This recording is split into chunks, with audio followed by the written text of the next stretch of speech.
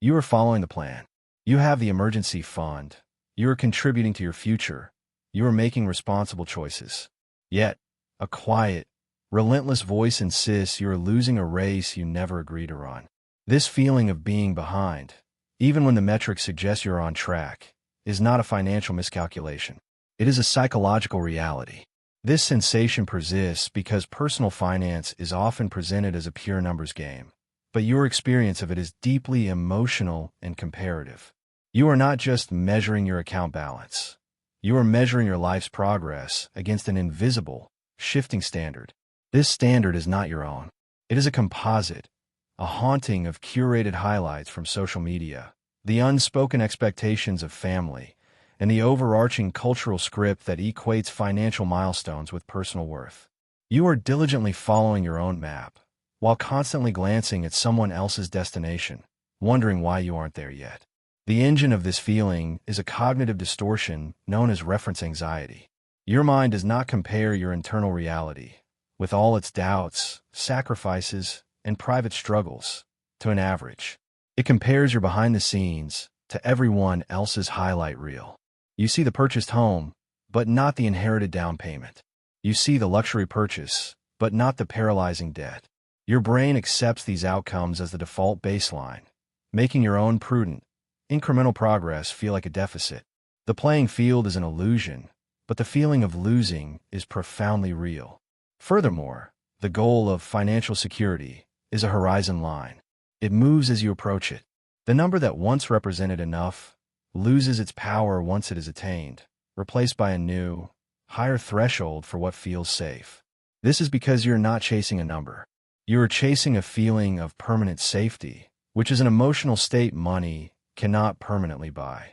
The diligent financial steps you take are concrete, but the feeling you seek is ephemeral.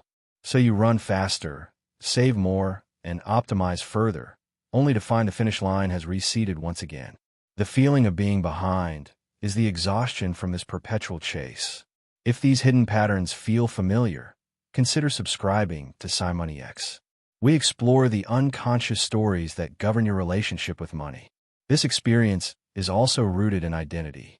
When you become the responsible one with money, your sense of self can become tied to the grind of diligence itself.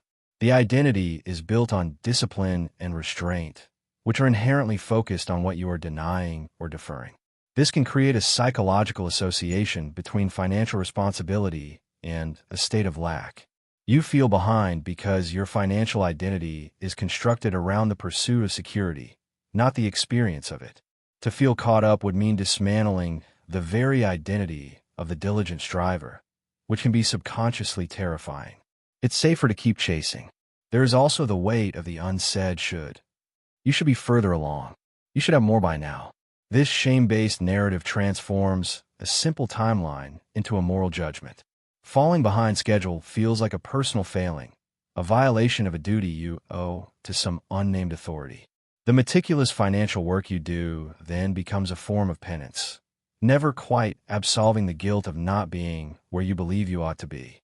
The action is correct, but the emotional fuel is shame, which guarantees the feeling of inadequacy persists no matter the balance. Ultimately, this reveals a difficult truth.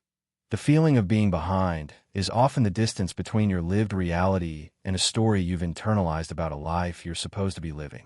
You are checking factual data, your budget, your accounts, against a fictional narrative. The anxiety is the cognitive dissonance of trying to make them match. So the uncomfortable reflection is this. You may feel behind because you're using the wrong metric.